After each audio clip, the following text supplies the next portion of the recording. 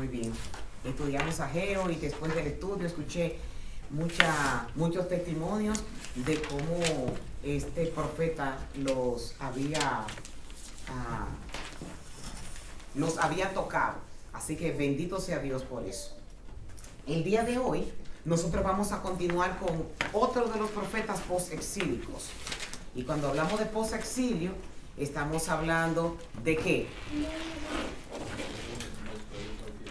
Después del cautiverio. Muy bien.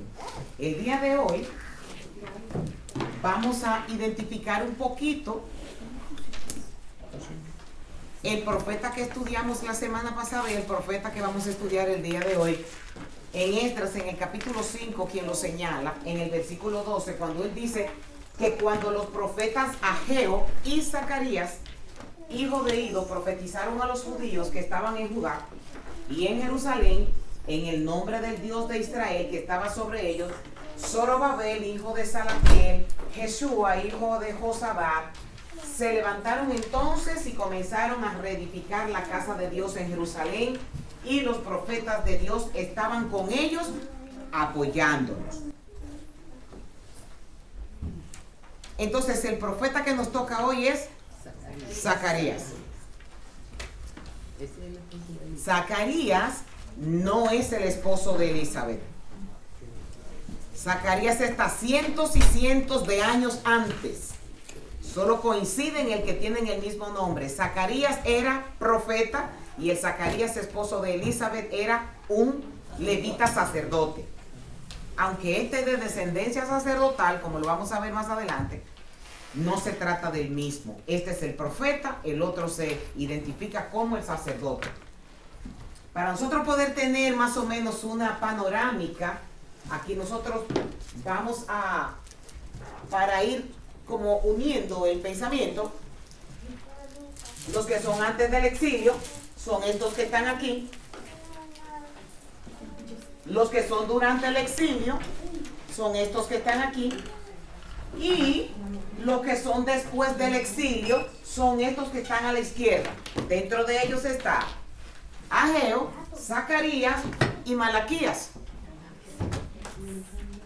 Después que nosotros miren, yo les digo la verdad, este profeta que nosotros vamos a tocar hoy, pudiéramos durar 4 semanas estudiándolo. Zacarías es el profeta más largo en escritura de los profetas menores. Zacarías es un libro apocalíptico, escatológico. Y si nosotros lo estudiamos minuciosamente, nos vamos a encontrar que muchas cosas de las que profetizó Juan en el Apocalipsis, ya lo dijo Zacarías. Por ejemplo, Zacarías habla de 4 jinetes, habla de 4 caballos con 4 colores, con unos colores específicos que nosotros después lo vemos en el libro de Apocalipsis. Es súper complejo estudiar este libro, como le dije, porque es escatológico. Escatología tiene que ver con los tiempos que están por venir. Aquí yo saqué estos que son un estudio que ustedes se van a llevar para la casa. Vamos a tener una lectura superficial para que usted aprenda a leer un libro de escatología, sí, y aprenda a escuchar a Dios, aprenda a escuchar el profeta y aprenda a interpretar qué el oyente está contestando. Entonces, las preguntas aquí van a ser: ¿quién pregunta? Si la respuesta es una respuesta retórica, que una respuesta retórica es una respuesta que tiene respuesta en ella misma. Que no es que te le están preguntando para que tú contestes, es una pregunta que tiene respuesta. Y el propósito. Entonces aquí está. El versículo está en negrita.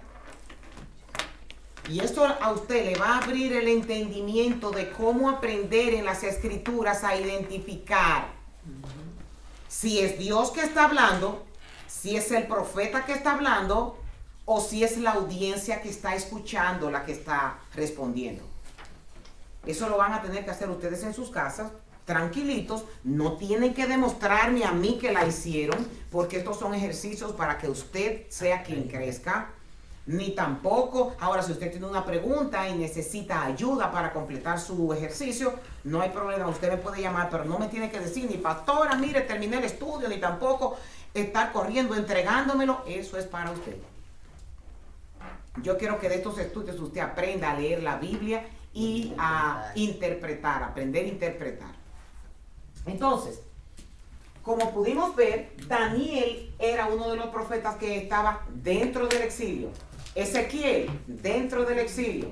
Después que fueron a Judá a hacer la reconstrucción del templo, a reconstruir los muros, entonces Dios levantó estos tres profetas. La semana pasada nosotros dijimos que Dios había levantado a Ageo, porque debido a todos los obstáculos que el pueblo había tenido a consecuencia de tantos opositores para que reconstruyeran el templo y también para que reconstruyeran los muros, la obra se aplazó y hubo un desánimo. Entonces, en el desánimo, Dios levanta a este profeta para decirles que Él está con ellos, que levanten el ánimo, que no importa que no tengan dinero, que Él es el dueño del oro y de la plata. Y dice las Escrituras, oiga bien, una de las cosas que yo practico, que me gustaría que ustedes practicaran también, es que yo utilizo la misma palabra para hablar con Dios. Y por ejemplo, cuando yo estoy desanimada, y yo no estoy hablando que estoy desanimada porque yo no quiero cocinar, o no estoy desanimada porque yo no quiero hacer una diligencia. Cuando estoy afligida de espíritu y necesito que Dios me levante de donde yo estoy, yo le pido al Señor que ese espíritu de entusiasmo que levantó a Zorobabel y levantó a Zorobabel y a Yeshua, que lo ponga en mí. Para no pedir equivocadamente, porque la Biblia me dice a mí que después que ese espíritu Dios lo envió y le dio le levantó el ánimo, ellos comenzaron de nuevo a la marcha. Son ejercicios para nosotros practicarlo en nuestras oraciones. Y les recordamos a Dios lo que Él hizo con fulano, lo que hizo con el otro, lo que hizo con sultano, para nosotros entonces utilizar el mismo lenguaje. El libro de Zacarías se identifica que fue él mismo quien lo escribió. Y la fecha se escribió en el 520 a.C. y después hubo una pausa grande y volvió y se escribió otra parte del libro. O sea, no es como que nosotros comenzamos a escribir y en una semana terminamos el libro.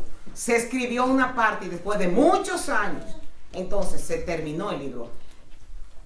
El propósito de esta escritura de Zacarías, por ejemplo, enfatizó que Dios había usado a sus profetas para enseñar, para advertir, para corregir a su pueblo. Desafortunadamente ellos se negaron a escuchar y su pecado le había acarreado castigo. El libro también muestra evidencia de que aún las profecías pueden ser corrompidas. La historia muestra que en este periodo la profecía cayó en descrédito entre los judíos, conduciendo al periodo entre los dos testamentos.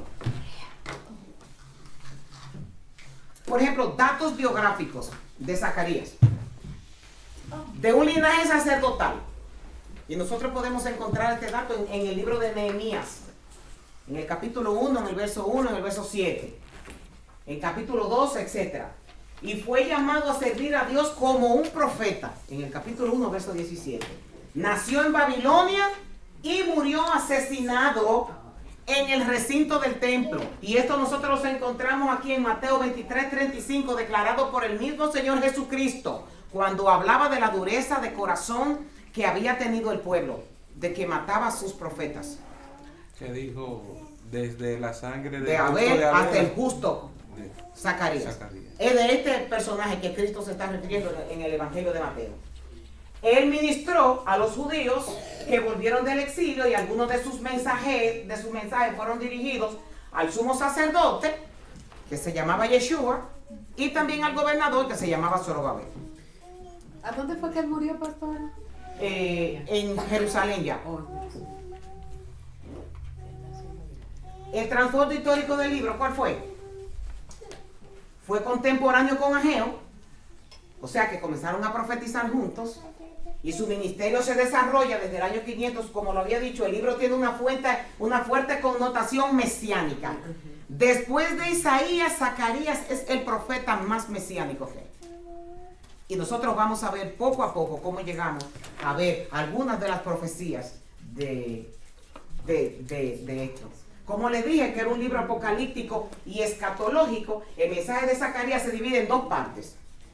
La primera parte del capítulo 1 al capítulo 8, que anuncia la restauración del templo, y la última parte del capítulo 9 al capítulo 14, que anuncia el futuro de las naciones y de Israel, el advenimiento del Mesías y el reino de Cristo.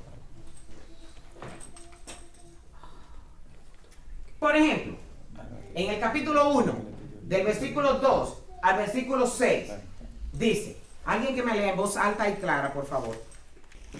Yo, el Señor, estuve muy enojado. Continúa. No, dale. Con los antepasados de ustedes. Por lo tanto, dile al pueblo, el Señor de los ejércitos celestiales dice, regresen a mí y yo me volveré a ustedes, dice el Señor de los ejércitos celestiales. No sean como sus antepasados que querían escuchar ni prestar atención cuando los antiguos profetas les dijeron, el Señor de los ejércitos celestiales dice, apártense de sus malos caminos y abandonen todas sus prácticas malvadas. ¿Dónde están ahora sus antepasados? Ellos y los profetas murieron hace mucho tiempo, pero todo lo que dije por medio de mis siervos, los profetas, les ocurrió a sus antepasados. Tal como le dije, en consecuencia ellos se arrepintieron y dijeron, hemos recibido lo que merecíamos del Señor de los ejércitos celestiales. Él ha hecho lo que dijo que haría. Este es el mensaje que Zacarías lleva primeramente. Es como si yo me parara ahora y yo le dijera a ustedes, el COVID sucedió en el 2020. Todo el mundo estaba sumamente en una búsqueda intensa con el Señor. Todo el mundo oraba porque no quería perder la vida. Nadie quería juntarse ni siquiera con sus familiares porque tenía temor de un virus que no conocía y que la sentencia era de muerte para el que le diera. Se buscaba a Dios con todo el corazón y todo el mundo decía que el juicio de Dios había recaído sobre la tierra. Y todo el mundo entendía que algo estaba sucediendo porque no solamente pasó en un sitio, sino que pasó en el planeta completo. Y pudimos ver la mano de Dios obrando de esa manera para Él hacer que el hombre levantara los ojos al cielo y se acordara de que Él es Dios. Ya han pasado varios años del COVID, ya hay vacuna para el COVID, ya la gente no le tiene miedo al COVID, ya la gente ha perdido el temor y de la misma forma han reanudado sus vidas, se han encontrado con sus vidas antes del COVID igualito y ya las cosas son iguales que antes. Entonces este profeta llega a la vida de esta gente. Usted dirá, pero ¿y por qué le está dando esta profecía si le está hablando a gente que ni siquiera fueron culpables del castigo del exilio? Dios está levantando a este profeta porque Él conoce la mente humana. Él conoce lo que hay en el corazón del hombre. Y Él sabe que en la humanidad lo único que cambian son los personajes, pero la intención del hombre siempre es la misma. Y la tendencia es a pecar y a separarse de Dios. A nadie le gusta lo que se llama santidad, porque es separación y es dedicarse mucho a Dios. Y yo vivo en un mundo contemporáneo en donde yo tengo que estarme rodeando con gente y que no creen lo que yo creo, que yo no puedo vivir como un ermitaño. Todas esas cosas. Entonces Dios levanta a este profeta para decir, tengan cuidado. Lo que le pasó a sus antepasados le puede volver a pasar a ustedes. Aprendan de lo que pasó. Y una y otra vez Dios usa a los profetas para decirles, aprendan de las experiencias pasadas, para que ustedes no caigan en lo mismo que cayeron ellos. Aprendan. Yo soy el Dios, las leyes mías no cambian nunca. Y la desobediencia toda lleva un camino. Eso es lo que él está diciendo aquí. Nadie había pecado, todo el mundo estaba portándose bien, todo el mundo quería reconstruir el templo, todo el mundo estaba colaborando para reconstruir las murallas. Pero Dios conocía el corazón del hombre y está advirtiendo antes de que tengan cuidado con lo que ellos van a hacer. Por ejemplo, en el capítulo 7, que lo tengo aquí porque no lo tengo acá. El profeta, después de dar algunas visiones que él tiene, él dice en el versículo 1, el día 7 de diciembre, en el 4º año del reinado de Darío, el Señor le dio otro mensaje a Zacarías. El pueblo se juntó, estoy acortándolo, junto con sus asistentes para buscar el favor de Dios. Les encargaron hacer la siguiente pregunta a los profetas y a los sacerdotes del templo del Señor de los ejércitos. ¿Debemos continuar de luto y ayuno cada verano en el aniversario de la destrucción del templo? Cuando ellos se fueron a vivir a Babilonia, ellos se levantaron una ley nueva. Y la ley nueva que era, como no tenían templo, tenemos que ponernos a llorar para que el Señor se compadezca y vuelva a darnos otro templo. Porque recuerden que les he dicho que en la antigüedad se creía que Dios habitaba en un lugar específico. Y que Dios era el Dios solo de Jerusalén. Y por eso en el Salmo 137 lloraban que no iban a adorar hasta que las cosas que celebraban en Sión no la iban a hacer en Babilonia. Porque el Dios de Israel estaba en Israel. Y ellos entonces comenzaron con una liturgia nueva. Y la liturgia era que ellos tenían que hacer ayuno una vez al año. Y lo hacen todavía al día de hoy. Por el templo. Todos los años lo hacían. Y me encantó esta respuesta de Dios. Cuando dice, como lo hacíamos en los años pasados. Y Dios contesta,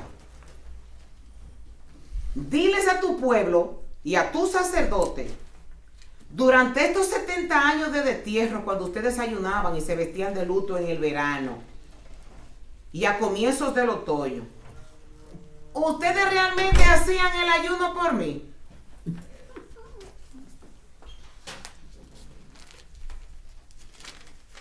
Incluso ahora, cuando ustedes comen y beben en sus festividades santas, ustedes no lo hacen para complacerse a ustedes mismos. ¿No es este el mismo mensaje del Señor que los profetas proclamaron en años anteriores, cuando Jerusalén y los pueblos de Judá estaban llenos de gente, y en el Negue, en la colina de Judá, y estaban bien poblados? Yo, cuando leí esto, ¿usted sabe lo que significa eso? Que Dios sabe cuando nosotros hacemos las cosas por religiosos y cuando lo hacemos de corazón. Por eso nosotros tenemos que analizarnos para ver si realmente cuando hacemos las cosas es porque nos mandan, o hacemos las cosas por ritual, o porque no queremos estar en la iglesia para que no nos estén llamando por teléfono a ver por qué no vinieron, o si los pies fueron los que nos trajeron pero el corazón se quedó en lo que queríamos hacer. Y Dios pregunta, ¿es por mí que lo hacen? Yo dije, wow. Nosotros tenemos que hacernos esta pregunta: ¿cómo está nuestro corazón en el servicio a Dios? ¿Realmente nosotros le estamos sirviendo? Olvídese de pastor, olvídese de la iglesia, olvídese de familia, olvídese de la esposa. Autoanalícese delante de Dios. Usted hace las cosas genuinamente para Dios. Porque mire, déjeme decirle que nosotros estamos llenos de dones y talentos. Y hay muchísimas cosas que nosotros las hacemos porque nos gusta, pero no lo hacemos para Dios. Nos gusta. Yo lo siento, siempre tengo que usar los cantantes y los músicos.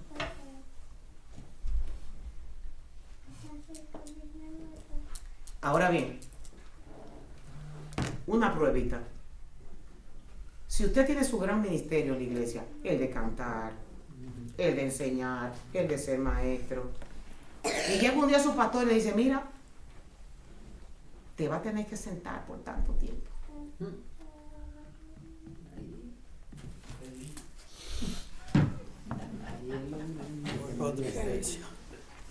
Ahí está el asunto. Lo que Fernando acaba de decir. Me voy para otra iglesia. Ahí es que está el problema. Ahí es que está el problema. ¿Usted sabe por qué? Porque usted está porque quiere desarrollar lo que a usted le gusta hacer, no porque lo está haciendo para usted. Es para que lo vean, no porque tienen un corazón íntegro para Dios. Ve, ¿sabe lo que es un corazón íntegro para Dios? Que a usted lo sienten y usted diga, bueno, mi corazón te va a alabar como quiera que sea. Mi corazón te va a adorar como quiera que sea. Porque esto no te trata de mí, esto se trata de ti. Amén. Y no tiene que ser tocando ni cantando. Yo canto, por eso es que yo no canto. Entonces, debemos, oiga bien, estas preguntas yo las estoy haciendo para que nosotros nos hagamos un análisis. Si nos tocan esa partecita, si no me ponen a mí a ejercer mi ministerio, que es el que yo hago, yo me voy. Mi amado hermano, miren, usted no sabe si esa es la prueba de fuego que Dios le está poniendo para ver si íntegramente usted puede estar en ese ministerio a pesar de. Y muchas veces lo que Dios hace es que lo purifica como la plata para entonces ponerlo a brillar como el oro. Así es. Y por eso Dios hace esa pregunta. ¿Hay un espíritu de humildad en nosotros cuando pasa eso? ¿O nos ponemos más altivos y sale de nosotros lo que realmente tenemos?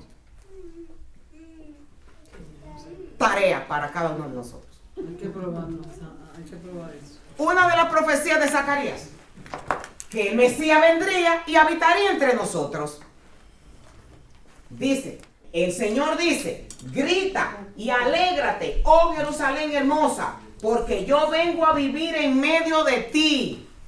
Muchas naciones se unirán al Señor en ese día, y ellos también serán mi pueblo. Ahí estamos nosotros.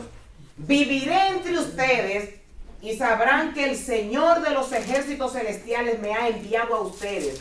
La tierra de Judá será la preciada posesión del Señor en la tierra santa, y Él elegirá una vez más a Jerusalén para hacer su propia ciudad. Recuerden que había un lloro porque era un templo pobre que habían hecho.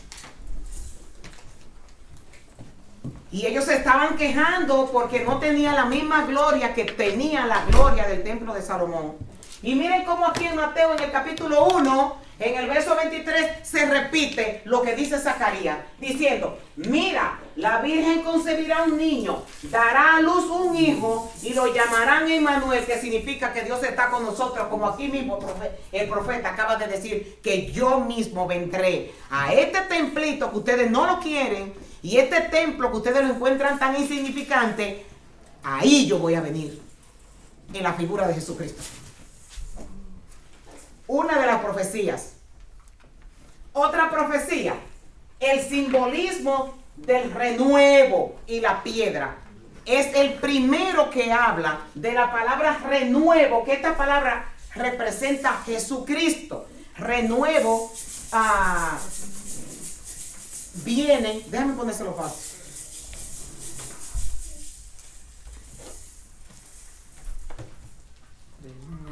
Por ejemplo, el olivo es un árbol antiquísimo que puede durar hasta 2000 años. Hay olivos de más de 2000 años en Jerusalén, en Israel, y en cualquier parte que se cultive el olivo.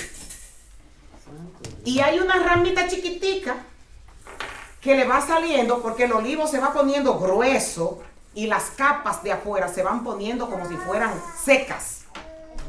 Y sale una hojita chiquitita que se llama retoño. Cuando en Isaías se habla del retoño de David, se habla de un renuevo. Es esa palabra que representa a Jesucristo. Y lo dice Zacarías. Y dice, escúcheme, oh Yeshua, porque él está hablando al sumo sacerdote de ese tiempo. Escuchen qué cosa más linda. Escúcheme, oh Yeshua, sumo sacerdote, y ustedes los demás sacerdotes. Ustedes son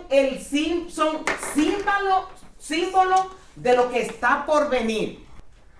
Antes de seguir leyendo, le voy para que ustedes podamos relacionar un poco. ¿Qué capítulo usted está leyendo? Capítulo 3. Por ejemplo, ustedes recuerdan que se suspendió la línea monárquica de David, ¿verdad? Sí. Cuando se terminó el reino con el exilio que fueron a Babilonia. Cuando Nabucodonosor agarró ¿Y qué dijimos nosotros? Que quién seguía el linaje de David. Zorobabel. Zorobabel seguía el linaje de David. Pero Cristo es del linaje de David. Y también es, ¿quiénes eran los que le correspondían al sacerdocio? A los levitas. Pero aquí, en esta profecía, se dice que el renuevo que es Cristo iba a ser rey y sacerdote al mismo tiempo.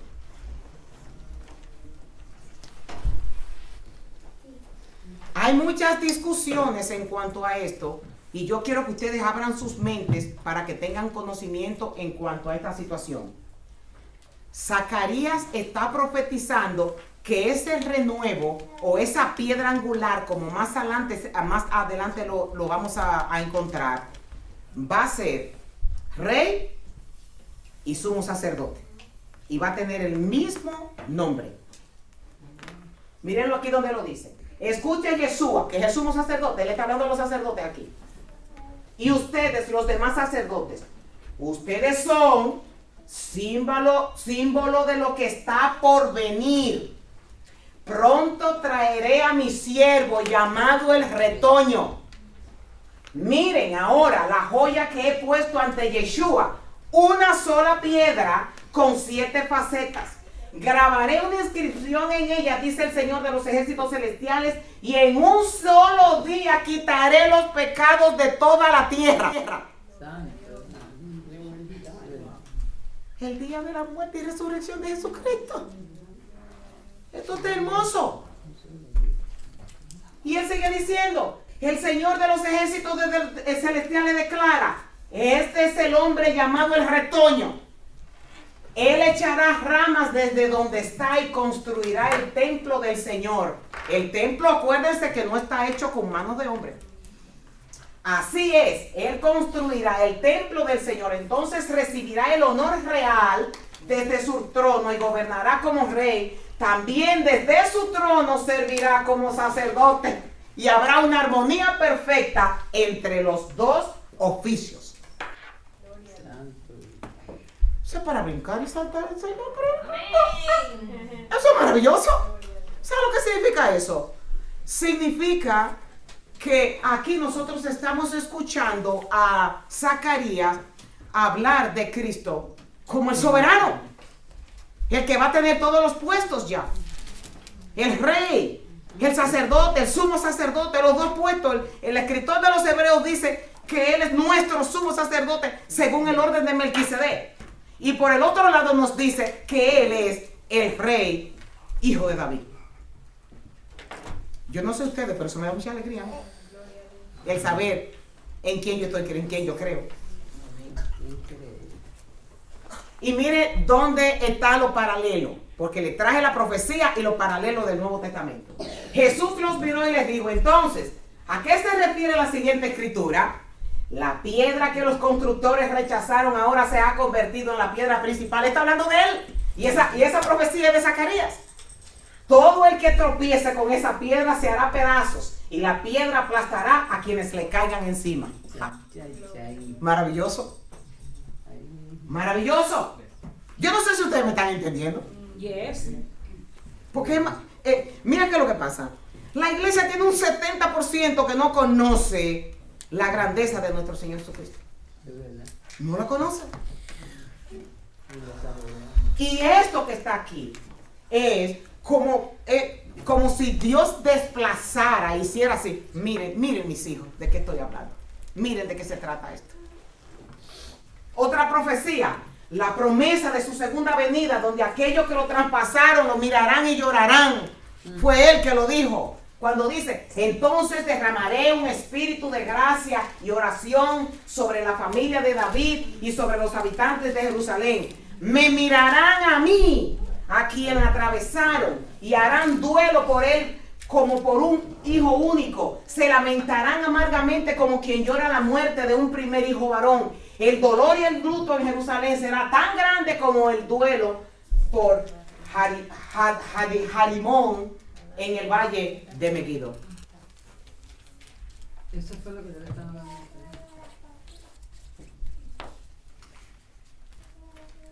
Y nosotros encontramos el paralelo aquí en Juan. Alguien que me lea en voz alta, por favor.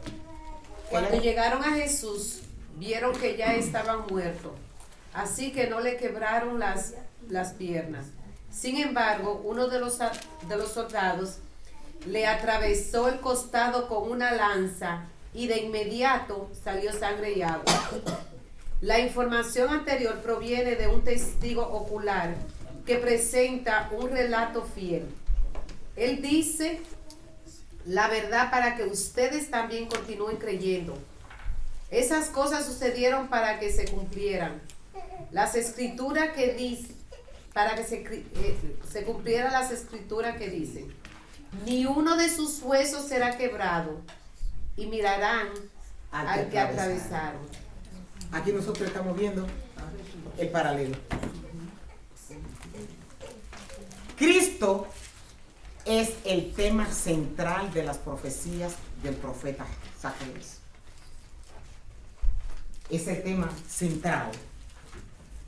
Jesús es el Salvador de Israel, una fuente cuya sangre cubre los pecados de todos los que vengan a Él para salvación.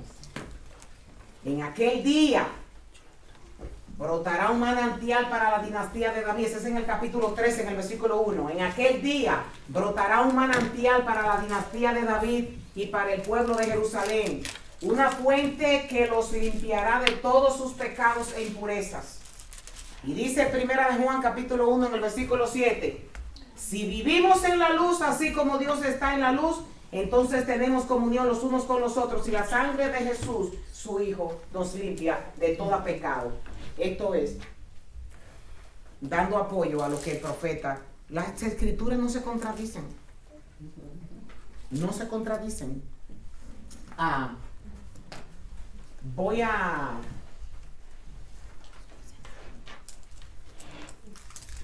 Son muchas cosas, así que, por ejemplo, este es el Apocalipsis del Antiguo Testamento, el libro de Zacarías. Como se le llama con frecuencia, relaciona tanto la audiencia inmediata de Zacarías como también el futuro, y esto emana la estructura a la profecía misma, debido a que en cada una de las tres secciones principales, que son esos versículos que están ahí, el profeta comienza históricamente y después avanza del tiempo, el segundo advenimiento. Ahí le hablan, cuando usted lee este libro y lee Ezequiel y lee Apocalipsis, usted va a encontrar un paralelo entre los tres libros. Solo que este es un libro cristocéntrico, completamente. Esto está bien interesante aquí. Ay, sí. Vamos a leer. Zacarías predijo lo que está sucediendo ahora mismo con la guerra con Gaza. Mira lo que dice el capítulo 14 en el versículo 2. Reuniré a todas las naciones para que peleen contra Jerusalén. La ciudad será tomada, las casas serán saqueadas, las mujeres serán violadas, la mitad de la población será llevada cautiva, secuestrada, y al resto la dejarán entre las ruinas de la ciudad. Hasta el mismo primer ministro de Israel declaró que las palabras del profeta Zacarías se habían cumplido con eso que había sucedido en Gaza y en Jerusalén. de nosotros entender el libro que es tan complicado y motivarnos a estudiar para... aquí hay 10 propósitos de oraciones, no lo vamos a hacer porque ya el tiempo lo tenemos encima. Vamos a entregar esto y esto le va a ayudar a usted a conocer más el libro de Zacarías. ¿Vieron la, para que lo lleven por ahí ustedes también? ¿Vieron la... Ustedes pueden hacer... no, eso es parte de la clase. Ahí hay una pregunta clave que nosotros podemos irnos con ella, y es que Zacarías le preguntaba al pueblo, cuando el pueblo le preguntaba a él que cuándo vendría el Mesías, y eso es un pensamiento que al día de hoy todavía el pueblo judío lo tiene, y es, nosotros sacamos nuestra parte,